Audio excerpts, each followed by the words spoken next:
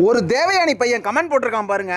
இந்த lathe machine இரண்டாம் உலக போரில் தயாரிச்சு தான். அவன் லேத்து மிஷினே முன்ன பின்ன பார்க்காதவன் போல் இருக்கு. சிஎன்சி மிஷின் தான் இப்போ அப்டேட்டில் போயிட்டு இருக்கான். அதை உடனே வாங்கி வைடா, உன் மிஷினை தூக்கி இரும்பு கடையில் போடுறா அப்படின்னு என்ன பார்த்து சொல்ல, நான் அவனை பார்த்து ஒன்று கேட்குறேன். எல்லா இடத்துலையும் சிஎன்சி மிஷின் வேலை செய்யுமா?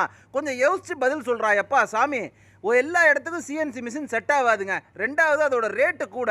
அதே மாதிரி நான் ஸ்டாண்டர்ட் ஜாப், அதாவது பார்த்தீங்கன்னா பெரிய பெரிய ஹெவி டியூட்டி ஜாப்பை என்னோட சென்ட்ரல் ஏத்தில் போட்டு ஈஸியாக ஒர்க் பண்ண முடியும். அதுவே அவன் சொல்லக்கூடிய சிஎன்சி மிஷினில் அந்த மாதிரிலாம் பண்ண முடியாது. சிஎன்சி மிஷினை பொறுத்த வரைக்கும் ப்ரோக்ராம் கற்றுக்கிட்டா யார் வேணாலும் போய்ட்டு அதை ஆப்ரேட் பண்ண முடியும். ஆனால் இந்த மாதிரி சென்ட்ரல் ஏத்தை ஆப்ரேட் பண்ணுன்னா அதுக்கு அனுபவமும் பொறுமையும் கலைத்திறனும் தேவை. அப்போ தான் அந்த வேலையை குயிக்காகவும் பண்ண முடியும், அதே நேரத்தில் அக்யூரேட்டாகவும் பண்ண முடியும். இந்த மாதிரி அடிப்படை அறிவு கூட இல்லாமல் தற்குறித்தனமாக அவன் வந்து கமெண்ட் போடுறான். என்னோட மிஷினை பார்த்து அவன் சொன்னது தான் இரும்பு கடையில் போடுன்னு சொன்னது தான் எனக்கு ரொம்ப கோபமாயிடுச்சு ஃப்ரெண்ட்ஸ். இந்த வீடியோவை மறக்காமல் உங்கள் லேத் ஆப்ரேட்டருக்கு ஷேர் பண்ணிவிட்டு நம்ம சேனலை சப்ஸ்கிரைப் பண்ணிக்கோங்க. நன்றி.